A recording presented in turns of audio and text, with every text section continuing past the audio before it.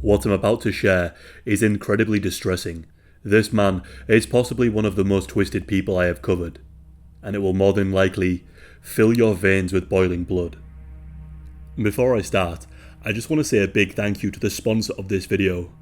As some of you may know, true crime is not exactly favoured on YouTube, and they demonetize nearly every video I put out, and true crime is quite possibly one of the hardest genres in YouTube to make content, as it's so time consuming with little to no reward from YouTube itself. But what's good is that I get to work with cool companies such as today's sponsor, which is Wicked Clothes, and they specialise in horror and creepy themed clothing, and I'm actually legitimately quite pumped to be promoting their products because they make some seriously cool designs. Some of them are a little bit creepy and some of them are quite funny. So this one's my personal favourite, which is Serial Killers and Chill. And of course there's Be Nice to Dogs, because who can disagree with that? And I absolutely love these designs they've got too, so I'm going to be getting a couple of these myself. So yeah, if you're a horror/true crime fan, there will probably be something for you there, so definitely click the link in the description. And if you do, that will automatically give you 10% off anything that you see and that you like, or you can use Disturbing in the coupon section below and you'll get 10% discount too. That's wickedclothes.com/Disturbing. And now, onto the video. This case begins in Melbourne, Australia, in a suburb called Lower Plenty, on the 22nd of August, 1987. During the 80s, Melbourne was considered a very safe place to live, and a great place to raise children due to the low crime rates. And the suburb of Lower Plenty in particular was known to be one of the safest suburbs. But approximately 4 AM that night, things would soon change. Whilst the family slept, a man masked in a black balaclava began to remove a pane of glass from the window downstairs, and he managed to get inside the house. He made his way up the stairs, and in his hands was a knife and a gun. He entered the parents' room and woke them up. He told them to stay calm and that he was only there because he wanted money and some items from the house. He said that if they complied, nobody would get hurt. So they rolled on their stomachs and he bound their hands and feet and gagged them. He then dragged them into the wardrobe and locked them inside. But this man had lied. He had not come for the money or the possessions. Their small 6-year-old son had woken up after hearing some commotion and he went to investigate. And there, the child saw the masked man. He grabbed the boy, blindfolded him and gagged him, and then tied him to his own bed. The masked man had come for a very particular reason. He had been watching the family for some time and had planned to break into this specific house. He had come for the 11-year-old daughter. He entered her room and forced himself upon the poor child for 2 hours. And when he was done, he cooked himself a meal in the victim's kitchen. Just imagine being tied up with an armed masked man in the house, unable to help or save your children from this disturbing crime. As the intruder made his way through the house, he took a couple of vinyl records, and weirdly enough, a blue coat. The family chose to remain anonymous. The investigation was soon underway, but the police struggled to find any suspects. The attack seemed calculated. Whoever had done this had no connection to the family at all. And the police realised that they were dealing with someone who seemed to know what they were doing. He left behind not a single clue or a trace of evidence, and his calmness during the whole crime being committed left police worried that he would be confident enough to do this again. The media would soon dub this man Mr. Cruel. The 11-year-old daughter remembered that the attacker had used a phone to threaten another family. Mr. Cruel made threats to this person on the other line, saying that his children would be next. But when the police reviewed the family's phone records, they found that no call had ever been made during that time. The police were desperately searching for this man, concerned that he would for sure strike again. But for the next year, Mr. Cruel seemed to go quiet, which was much relief to the investigators. But that would soon end. Mr. Cruel had already planned his next victim. December the 27th, 1988. Another family would soon fall prey to this man. He chose another quiet suburb in Melbourne. At approximately 5:45 that night, a man named John Wills was fast asleep, when suddenly he felt something cold press against his head, and a voice telling him not to be a hero. Mr. Cruel was wearing his signature mask and had managed to break into the family home. That something cold that John felt pressed against his head was of course a gun. Mr. Cruel stuck with what worked the last time. He bound and gagged the parents and told them that he was only there for the money. He then went through the house and cut the home phone lines, and when he was done doing that, he made his way to the bedroom where the family's children slept. Inside was 5-year-old Annette, 8-year-old twins Robin and Linda, and 10-year-old Sharon. It was Sharon who he had come for, and he even knew her by name, which he more than likely knew because the family was in the newspaper only recently after they suffered a house fire. It would only take the parents 15 minutes to break free from the restraints, and when they finally did, they ran to their children's room, only to be met with a gut-wrenching realization that this man had taken Sharon, their eldest daughter. John ran to call the police, but of course the phone lines had been cut, so he quickly ran to the neighbour's property and desperately rapped on the door until they opened. The police, along with the neighbourhood, searched for the little girl, but she was nowhere to be seen. The family spent 18 grueling hours in a frantic state, faced with the very possible realization that they may never see their daughter ever again. A woman was walking by the Baywater High School when she noticed what seemed to be a person wrapped in green plastic bags. She went over to investigate, and the person dressed in these bags was Sharon. Thankfully, she was still alive, but she had suffered the same fate as the previous girl, but she seemed to be in good spirits despite the traumatizing experience that she had endured. Sharon was quickly reunited with her parents, and she was questioned by the police in hopes that she would give some clues that could help find this man. But what she told them was very strange to say the least. Sharon was blindfolded the entire time, so she wasn't able to give a physical description of Mr. Cruel, but she told the investigators that he came across as rather gentle and kind, and that he spoke softly. This left the police a little confused. She went on to say that he had made her a Vegemite sandwich and gave her some lemonade to drink, and just before he released her, Mr. Cruel had given her a bath and washed her. He had also clipped her fingernails and toenails and brushed her hair and teeth. This was more than likely done to remove any DNA evidence that she might have had under her nails or on her body. What is also upsetting about this is the aftermath. Mr. Cruel instilled a great deal of fear within the Wills family. The parents refused to leave their children's side at night, and they all slept in the same rooms together for months after this taking place. A generous member of the public gifted them with a large dog to help them feel more safe and to alert them of any intruders.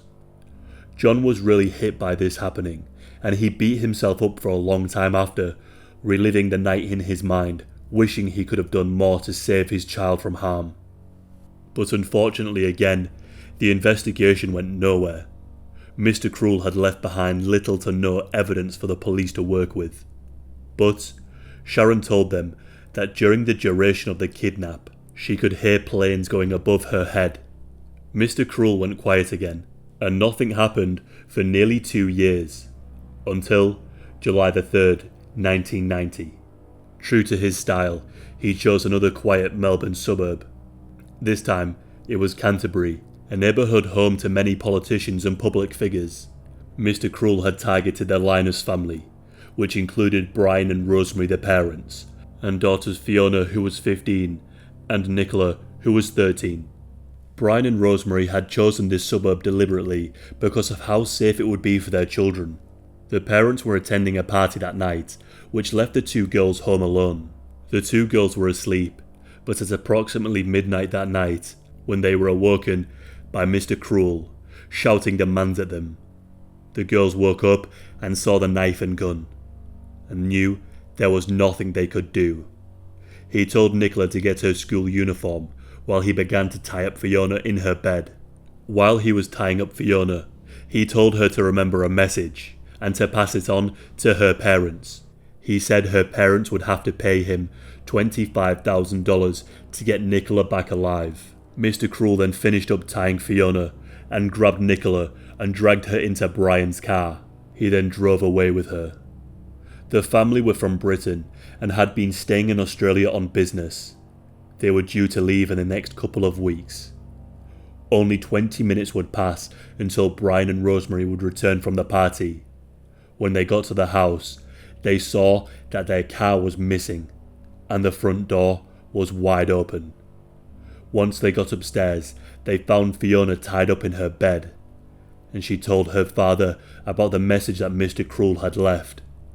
But strangely, he did not provide Fiona or anybody else with any kind of information about how he wanted to receive the money.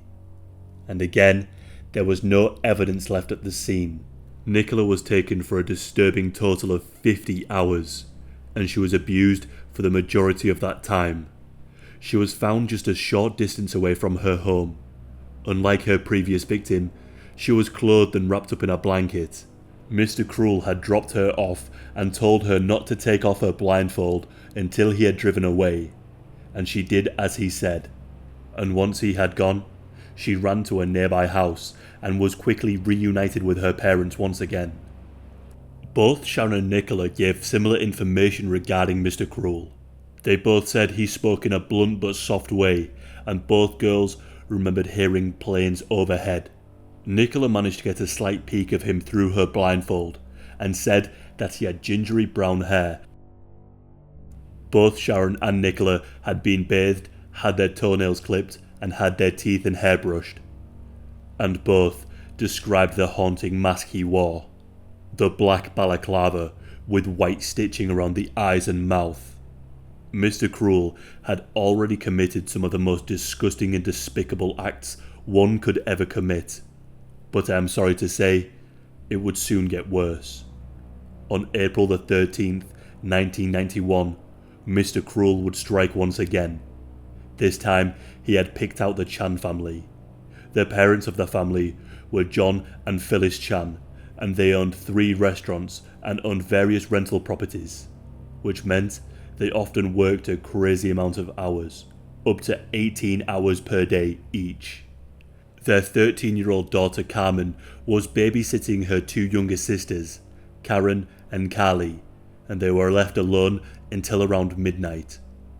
At approximately 9 p.m. that night, Karmein and her sisters walked into the kitchen to make some food, but when they got into the kitchen, they were met with the disturbing sight of Mr. Cruel, standing there in his signature mask, wielding a large knife. He used the same old lines that he told his other victims. He reassured them that he only wanted money. He told Karmein to show him where the money was, and then shortly after, he grabbed Carly and Karen by the hair and threw them into a cupboard. He then pushed a bed in front so they would not be able to escape easily.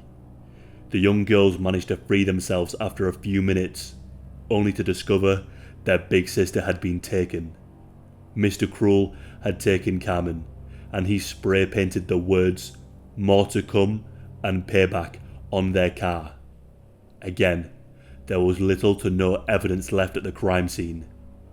This led the police to believe that he could be an ex or current serving police officer, as he seemed to have a great deal of knowledge in how to cover his tracks. The police searched for any people that the Chans could have annoyed or upset over their professional and personal lives, but this seemed to be a tactic by Mr. Cruel to waste police time. John and Phyllis Chan held a press conference after 72 hours had passed, and they begged for the safe return of their daughter. But things weren't looking good. Mr. Cruel should have let the girl go by now. But sadly, this would never happen. Months and months would pass with no sign of Karmein, and then, on the 9th of April, nearly a year later, a man was walking his dog when the pair stumbled upon a weird object. He bent down and touched it, and he was horrified by his discovery. He had found Karmein's lifeless body, and she had been shot.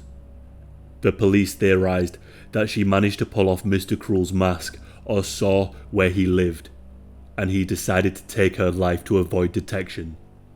Her skull had 3 bullet holes in the back of her head, and the body had been there for 12 months. She was found at Edgar's Creek, just near Thomastown. Mr. Cruel would commit no further crimes, but investigators working on the case think they may have possibly linked previous crimes to him.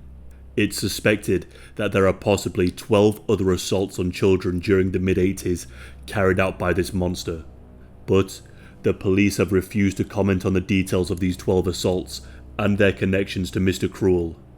A popular theory is that he was or is a schoolteacher. All of the crimes that he committed took place during the school breaks. Mr. Cruel is a master of evasion and has frustrated the police for over 30 years. They have described him as a highly intelligent person who puts serious efforts in to avoid being caught. He even went as far as to survey his victims prior to committing these despicable crimes, and made sure not to leave a single trace of any DNA at the crime scenes. At one point, many investigators believed that Mr. Cruel could have been the Golden State Killer too, due to similarities in their behaviour. They theorised that he could have taken trips to Australia from time to time and committed these acts. But once the Golden State Killer was actually captured and questioned about this, they quickly ruled it out. The hunt for this evil man is not over, and the police hope they can one day deliver some kind of justice to the victims and bring closure. Mr. Cruel is believed to have videotaped and taken photographs of his attacks. Detectives believe that he is still alive, and that he has distributed many of the tapes and photographs. At present, the police have searched 30,000 homes and interviewed 27,000 suspects over the attacks, and there is still a $300,000 reward for information leading to the capture and arrest of Mr. Cruel. To think you have the right to go into innocent families' houses while they sleep and do unspeakable things to children takes an incredibly twisted person. The children he abused will forever be scarred, and the parents will live in constant guilt that they failed their main duty to protect their children from harm. At this moment in time, the case of Mr. Cruel is ongoing, and he remains one of Australia's most wanted criminals. A big thank you again for Wicked Clothes for sponsoring the video, and remember to click the link in the description and check out the site for 10% off all purchases, and I'll see you guys in the next video.